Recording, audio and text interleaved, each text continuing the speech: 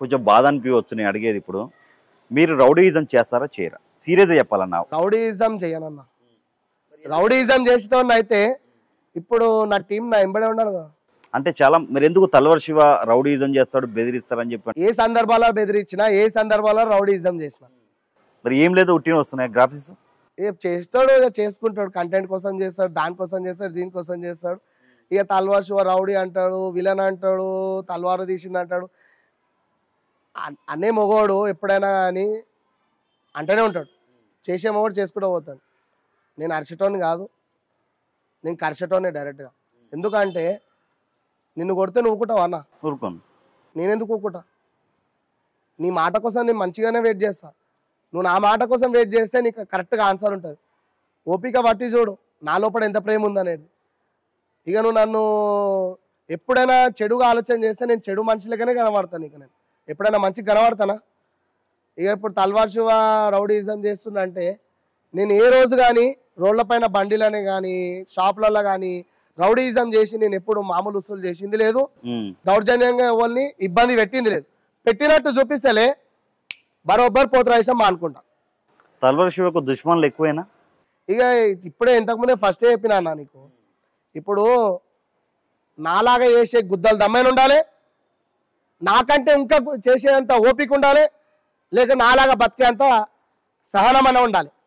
అవి రెండు లేనోడే, ఈ మూడు లేనోడే నాతో శత్రుత్వం, నన్ను ఆపడానికి ట్రై చేయడం, నన్ను కాలువట్టి గుంజడం, నా పేరుని ఖరాబ్ చేయడం.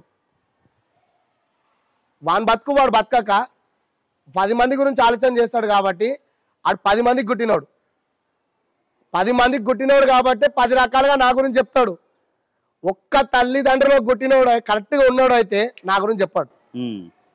నేను ఎవరి గురించి చెప్పాను, ఎందుకంటే నా తల్లిదండ్రులు నన్ను కరెక్ట్గా కన్నారు, కరెక్ట్గా పెంచారు కాబట్టి నేను ఎవ్వరి గురించి మాట్లాడాను. నా శత్రు గురించి కూడా నేను మాట్లాడాను. వాళ్ళు 10 మందికి గుట్టినోళ్ళు కాబట్టి నా గురించి 10 రకాల మాటలు 10 మందికి చెప్పుకుంటే తిరుగుతారు కాబట్టి వాళ్ళు 10 మందికి గుట్టినోళ్ళు. అదే వన్ మనిషి ఒక్కొక్కనికే గుట్టినోనికి అయితే బరోబ్బర్ నాతోనే వచ్చి నా తప్పుని నేను చేసిన వాళ్ళ సంఘటన నాతోనే టక్కఫైర్ తీసుకుంటాడు. కరెక్టా కదా అన్న? ఇప్పుడు 10 మందికి చెప్తుండ అంటే 10 మంది క్రాస్ బీడ్ ఆడు. నా గురించి వెనక చెప్పుకోవడమే కానీ వెనకకే ఉంటాడు, నేను ఎప్పుడు ముందే ఉంటా. कभी भी बाप बाप ही होता, बेटा बेटा ही होता. 10 जनों को बोलने वाला 10 जनों को पैदा हुआ, मगर यही ठहरता यही रहता. నేను ఎవరి గురించి చెడు చెప్పుకోను. చెప్పినట్టయితే రా చూసుకుందాం టకాఫైర్, ఉంటే ఉంటా పోతే పోతా. ఇవాళ ఇంట్లో రేపు మంటలా. నేను రక్షకలో పోతే నువ్వు అంబులెన్స్లో పోతావచ్చు, లేదా నేను అంబులెన్స్లో పోతే నువ్వు రక్షకలో పోతావచ్చు. చూసుకుందాం ఏడదాకైతే ఆడదాకైతే. అది ఎందుకు తెగించి మాట్లాడుతున్నా అంటే ఇప్పటిదాకా ఓపిక పట్టిన ఓడే అంటే నాకు గాలికి చేయాలి అని చెప్పి దులుపుకుంటుండే ఇట్లా. గాలికి వచ్చిన మాటలు గాలికి పోతాయి, గాలికి పోయి కంపని నెత్తి మీద వేసుకోవాలా, కాలుతున్న బటన్ మీద వేసుకోవాలా, అవసరం లేదు అనుకుంటుండే. కానీ ఇప్పుడేమనిపిస్తుంది తెలుసా అన్న, చాలా మంది ఇంటర్వ్యూలో తల్వార్ శివకి శిష్యులు ఎందుకు, తల్వార్ శివకి దుష్మన్ ఎందుకు, తల్వార్ శివ ఇది ఎందుకు, తల్వార్. అరే నేను చేసే పనులకి నీకు గుద్దలా కాలుతుంది రా బాబు. లేకపోతే నువ్వు చెయ్యి, నేను చేసే యాక్టివిటీస్ కంటే నువ్వు డబల్ చెయ్యి, నువ్వు చెయ్యి. ఇంకా చెయ్యని ఇంకా చేత కాదు, గుద్దల దమ్ లేదు. ఫేక్ ఐడితోని కామెంట్లలో పెట్టాలి. అది నువ్వు గాజులు వేసుకున్నావు కాబట్టి అట్లున్నావురా. నేను కష్టపడేటోను కాబట్టి ప్రపంచానికి కనబడుతున్నా. నువ్వు నా లెక్క విజయ్, నేను ఒప్పుకుంటా, శబాష్ అంట. ఇప్పుడు ఏదైతే తల్వార్ శివన్నకి మంత్రతంత్రాలు వస్తాయా, వస్తే అది మంచిగా వాడతాడా చెడుకు వాడతాడా? మంత్రతంత్రాలు అంటే మంచిగా వాడతాడు. చెడుకు వాడాలనుకుంటే నేను నీ ముంగడ కూసకపోతుండే, నువ్వు నా ముంగడ కూసకపోతుండే. ఫస్ట్ కెమెరా పట్టుకొని వచ్చేటప్పుడు నీ చేతులు వంకుతుండే, ఈయన దగ్గరికి ఎందుకు రా బాబు, పోయేటప్పుడు మళ్ళీ ఏదో పెట్టిపోతాడని. నేను పెట్టిపోయే రకం కాదు. నేను నా పిల్లలను అంతమంది శిష్యులను కాపాడుకోవాలి, నేను గట్టిగా ఉండాలి, నన్ను ఆపోజిట్ మనిషి ఏం చేయొద్దు అంటే నేను ఉండాలి కదా. మరి ఎందుకు మీ మీద చాలా ఎలిగేషన్స్ వస్తాయి? ఎదిగేటోని మీద 10 రాళ్ళు కంపల్సరీ కొడతారు కదా, కాలువట్టి కూడా గుంజుతారు. మన హిందూ ధర్మంలో ఏముందంటే ఒకటి మంచిగా అవుతుండే ఫస్ట్ కాలువట్టి గుంజేస్తారు. అదే వేరే మతంలో చేస్తారా?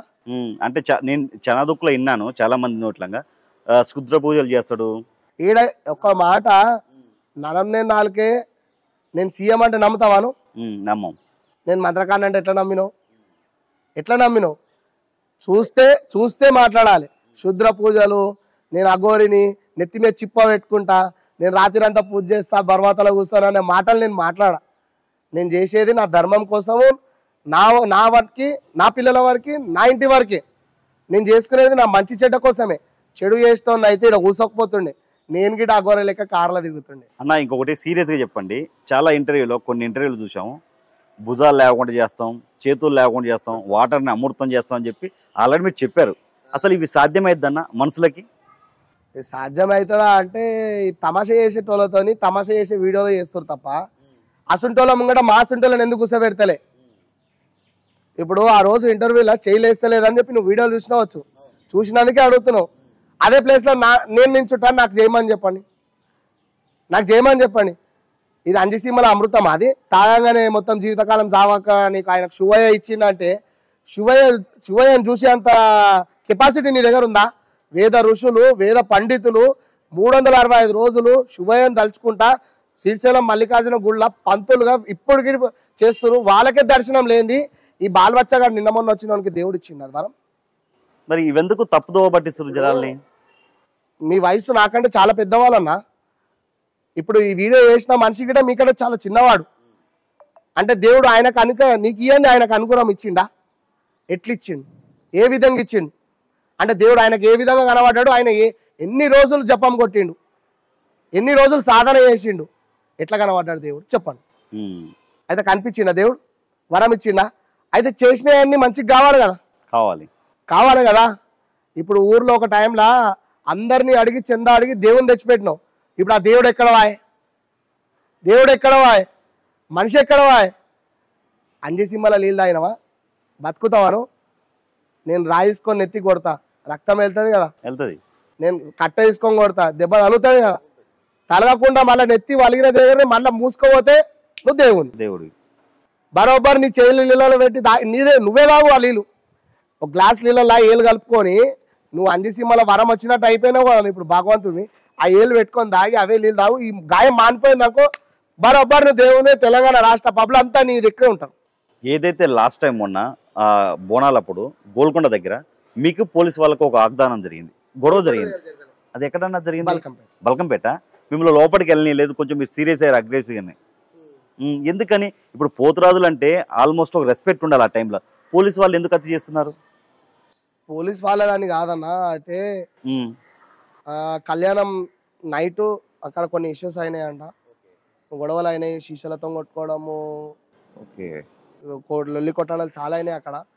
ఆ ఇష్యూస్ని పోలీసు వాళ్ళు ఏం చేశారంటే మిమ్మల్ని ఆపారు. మమ్మల్ని ఆపడం కాదు, దాన్ని ఒక ఫస్ట్ మెథడ్గా పెట్టుకోరు వాళ్ళు. రథం వెళ్ళేటప్పుడు కూడా సేమ్ అవే అవుతాయి, మళ్ళీ ఆకతాయిలో రావడం, కొట్టుకోవడం, మళ్ళా ఈ పోలీస్ బందోబస్తుకి కానీ అడ్డంకులు రానియచ్చు అని చెప్పేసి రథం ముంగట ఏ ప్యాడ్ బ్యాండ్ పెట్టకుండా. ఇప్పుడు అమ్మవారి కళ్యాణం అంటే, కళ్యాణం అయిపోయినాక రథం ఊరవం అంటే మేళతాళాలతో పోతేనే మనకు మంచిగా అనిపిస్తుంది. నేళ్ళ చరిత్ర గల బల్కంపేట అమ్మవారికి అక్కడ నీళ్ళ చుక్క గిట్ట నెత్తి మీద వేసుకుంటే పేయిలో ఉన్న దళిద్రాలు వెళ్ళిపోతాయి. బల్కంపేట అమ్మవారి లీలోని నెత్తి మీద వేసుకుంటే ఆమెను కల్లారగా చూస్తే నీ కష్టాలు తొలిగిపోతాయి. అంత అంగరంగ అయిపోయి మన తెలంగాణ రాష్ట్రంలో అమ్మవారి కళ్యాణంకి అడ్డంకులు. ఇప్పుడు నువ్వు సీతారాముల కళ్యాణం వింటావు, దాని తర్వాత ఏదైనా అమ్మవార్ల కళ్యాణం వింటావా? తక్కువ. బల్కంపేట అమ్మవారి కళ్యాణం అంటే చాలా పవర్ఫుల్ ఉంటే చాలా మంది వస్తారు అక్కడికి. సీతారాముల కళ్యాణం ఎట్లయితే ఉంటుందో బల్కంపేట ఎల్లమ్మ కళ్యాణం బిడ్డ అంతే అంగరంగ వైభవంగా ఉంటుంది. ఏ రాష్ట్రంలో ఎక్కడైనా కానీ తెలంగాణ రాష్ట్రంలో ఏ సీఎం అయినా కానీ ఏ పిఎం అయినా బరోబర్ కళ్యాణం చేపిస్తారు అక్కడ. ఆమె చేపించుకుంటుంది అట్లా. ఆమె కళ్యాణంకి రథం పోతుంటే మేనతాళాలు లేకపోతే ఎంత బాధ అనిపిస్తుంది. తోటి